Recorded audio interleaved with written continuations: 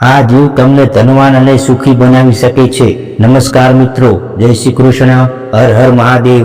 સ્વાગત છે તમારું આપણી સંજુ વોઇસ ગુજરાતી યુટ્યુબ ચેનલમાં। આપ બધા મિત્રો હેમખેમ સર્વકુશળ મંગળ હશો એવી ભગવાન માતાજીને હું પ્રાર્થના કરું છું। મિત્રો, આ વિડીયોમાં તમને જણાવીશું કે ઘરમાં જો તમને આ જીવ જોવા મળે તો શાસ્ત્ર મુજબ એ જીવ તમારા ઘરમાં હોય તો તમને સુખી અને ધનવાન બનાવી શકે છે। એવા જીવ જે તમારા ઘરે હોય અને આવનારા સમયમાં તમારા દરેક સપનાઓ પૂરા થાય, દરેક પ્રકારનું દુઃખ દર્દ દૂર થાય અને સમય સારો આવે।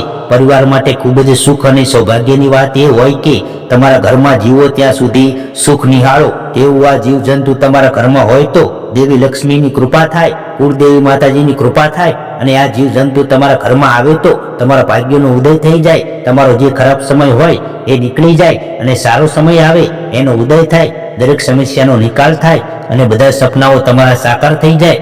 મિત્રો, ધ્યાનપૂર્વક આ વિડીયો પૂરો અંત સુધી અવશ્ય સાંભળજો તથા વિડીયોને દરેક મિત્રો સુધી જરૂરથી શેર કરજો અને વિડીયોને હાઈપ અને લાઈક કરી દેજો। અને તમે આ ચેનલમાં નવા આવ્યા હોય તો સંજુ વોઇસ ગુજરાતી યુટ્યુબ ચેનલને સબસ્ક્રાઇબ કરી દેજો અને કોમેન્ટ બોક્સમાં સાચી શ્રદ્ધાથી જય શ્રી કૃષ્ણ, હર હર મહાદેવ લખવાનું ભૂલતા નહીં। તો ચાલો મિત્રો, વિડીયોને શરૂ કરીએ। મિત્રો, જ્યોતિષ શાસ્ત્ર મુજબ કાચબું જો તમારા ઘરમાં હોય અને કદાચ આવે તો તે શુભ સંકેત છે। જો તમારા ઘરે કાચબું આવે તો શ્રી ભગવાન વિષ્ણુનો સ્વયંભૂ તમારા ઘરે આવવાના છે, કારણ કે કાચબું ભાગ્યશાળીના ઘરે હોય છે। શ્રી હરિ વિષ્ણુ ભગવાન તમારા ઘરે પ્રવેશ કરવાના છે એવો તમને કાચબા દ્વારા તમારા ઘરમાં ભગવાન આગમન એવો શુભ સંકેત માનવામાં આવે છે। જો તમારા ઘરમાં કાચબું હોય કે આવે તો સકારાત્મક ઉર્જાનો પ્રવાહ તમારા ઘરમાં થવા લાગે છે અને પોઝિટિવ એનર્જી આવે અને દેવી લક્ષ્મી સામેથી પ્રસન્ન થઈ અને તમારા ઘરમાં સુખ સમૃદ્ધિ અને શાંતિ અને વૈભવ ધનના ભંડાર ભરી દે છે। બીજું કે ઘરમાં ગરોળી દેખાય, ગરોળી ચાલતી દેખાય તો એવું માનવામાં આવે છે કે લક્ષ્મીનું પ્રતીક હોય અને જો તમે ગરોળીને મારી નાખો તો ઘરમાં દુઃખ આવે છે। તો તમારે ગરોળીને મારવી ન જોઈએ। ગરોળી એ માતા લક્ષ્મીની નિશાની છે। શ્રી હરિ વિષ્ણુ પુરાણ અનુસાર એવું કહેવામાં આવે છે કે જો તમે તમારા પૂજા રૂમમાં દરરોજ ગરોળી જુઓ અથવા તેમાં પૂજા કરતા હોય એ વખતે તમારી નજરમાં ક્યાંય ગરોળી દેખાય તો એ શુભ સંકેત જોવા મળે છે। બીજું મિત્રો કે તમારે જે ભાગ્ય હોય એ જલ્દી ખુલી જાય, તમારા નસીબનું તાળું હોય એ જલ્દી ખુલી જાય એવો ગરોળી દ્વારા એ શુભ સંકેત તમને જોવા મળે છે। અને કદાચ તમારા ઘરમાં સુખ સમૃદ્ધિ અને ધનવાન બનવાના જો તમે ગમે એટલા ઉપાય કરશો તો તમે નહીં બની શકો। પણ આ જીવો તમારા ઘરમાં હોય, બિલાડી હોય, સસુંદર હોય, કબૂતર હોય તો એમ સમજવાનું કે દુનિયામાં કોઈ એવી શક્તિ નથી જે તમારા સમયને બદલી શકતા રોકી શકે। જે ઘરમાં સસુંદર હોય, ઉંદર હોય અથવા બિલાડી હોય તો તમારે જીવનમાં અતિ ઘણી પ્રગતિ થાય છે, તમારા ભાગ્ય ચમકવા લાગે છે, દુઃખના દિવસો પૂરા થઈ જાય, સમૃદ્ધિ આવે, આવા શુભ સંકેત તમને જીવનમાં મળે છે। મિત્રો, પ્રગતિ થાય એમાં અવરોધ પણ થાય, તમને તકલીફ પણ પડે, પણ તમારે પ્રગતિ બમણી થઈ જાય એવું માનવામાં આવે છે કે જે શુભ કાર્ય કરો ને તો એમાં તમને અડચણ, બાધા, નડતર તો નડે, પણ જો તમે ધર્મથી ઢુકડા અને પાપથી વેગળા રહો તો ત્યારે પણ તમને શુભ પરિણામ મળે એની આશા બંધાય। અને આશા બંધાય એટલે તમને કોઈ લક્ષ્ય પ્રાપ્ત કરવાનું હોય એને તમે શુભ સંકેતો આ તમારા ઘરમાં કીડીઓ હોય અને દક્ષિણ દિશા તરફથી આવતી હોય તો એ બહુ મોટી નિશાની છે। તમે બહુ ઝડપથી તમારા લક્ષ્યને પ્રાપ્ત કરવાના છો। તમારા ઘરમાં ઝડપથી તમે કોઈ પણ લક્ષ્યને તમે સપનું જોયું હોય એ જલ્દીથી તમારા ઘરમાં એ પૂરું થઈ જાય। બીજું કે વીછી હોય, ભમરો હોય, આ જીવ તમારા જીવનમાં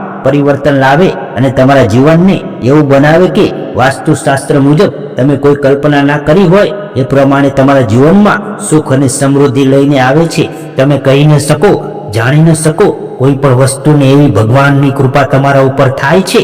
તમારા ઘરમાં ભમરો આવે તો તેને દૂર ના કરવો, વીછી આવે તો એને યોગ્ય જગ્યાએ મૂકી દેવો, પીડિયારું પૂરો ગોળ અને ઘઉંના લોટમાં ભેળવીને ખવડાવો તો તમારા ઘરમાં સુખ સમૃદ્ધિ આવે છે, ખુશીઓ લાવે છે, ઘરની નબળાઈ દૂર કરી બીમારી યુગો સુધી હોય તો પણ મટી જાય છે।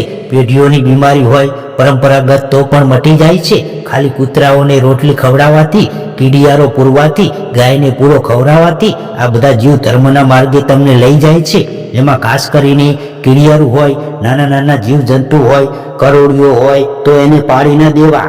એના જે જાડા હોય એને પાડી દેવા, પણ કરોળિયાને કદી મારવો નહીં. કારણ કે કરોળિયો તમને મારશો તો તમારા જે પૈસા છે એ કોઈને કોઈ જગ્યાએ લૂંટાઈ જાય, ચોરાઈ જાય, પડી જાય. તમારાથી કહેવાય છે ને કે લોભિયાનું ધન ધુતારા ખાય.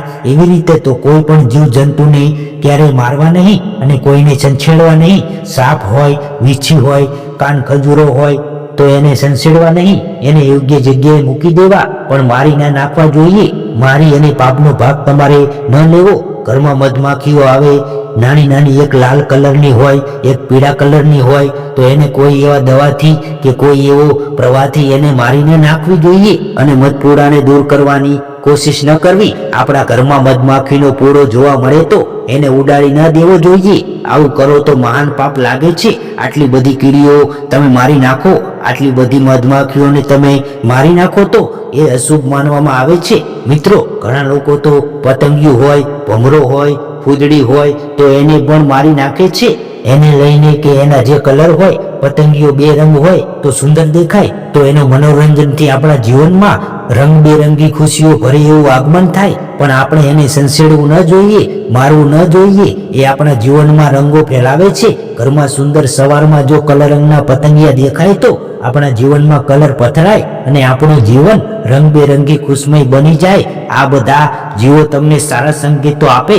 તમારા નજીકમાં હોય, તમારી આજુબાજુ હોય તો એને સેવા પૂજા કરવી. એને કોઈ દિવસ દુઃખ ના આપવું, એને મારવું નહીં, સંસેડવું નહીં. કહેવાનો મતલબ એમ છે કે દિલમાં દયા હોય ને તો બધું થાય. કોઈ પણ જીવ ઉપર તમારે દયા રાખવી.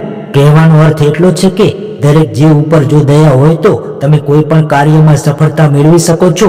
કીડીને કણ અને હાથીને મન ભગવાન આપ્યા જ કરે છે, છતાં પણ તમારે આવા જીવો પ્રત્યે દયા રાખવી તો તમારા ઘરમાં ધનના ભંડાર ભરી જાય એવું શાસ્ત્રમાં કહેલું છે.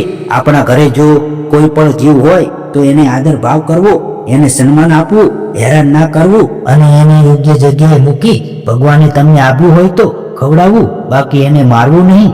મારવાનો હક ભગવાને આપણને આપ્યો નથી. તો મિત્રો, તમે જો દિલમાં દયા હોય અને ધર્મથી ઢુકડા હોય અને પાપથી વેગળા રહેવા માંગતા હોય તો બની શકે તો ધર્મ કરજો, પુણ્યના માર્ગે રહેજો, શિક્ષણ તમારા બાળકોને ભણાવજો અને ખૂબ પ્રગતિ કરો. એવા માર્ગે રહી તમારા જીવનને ઉજ્જવળ બનાવજો.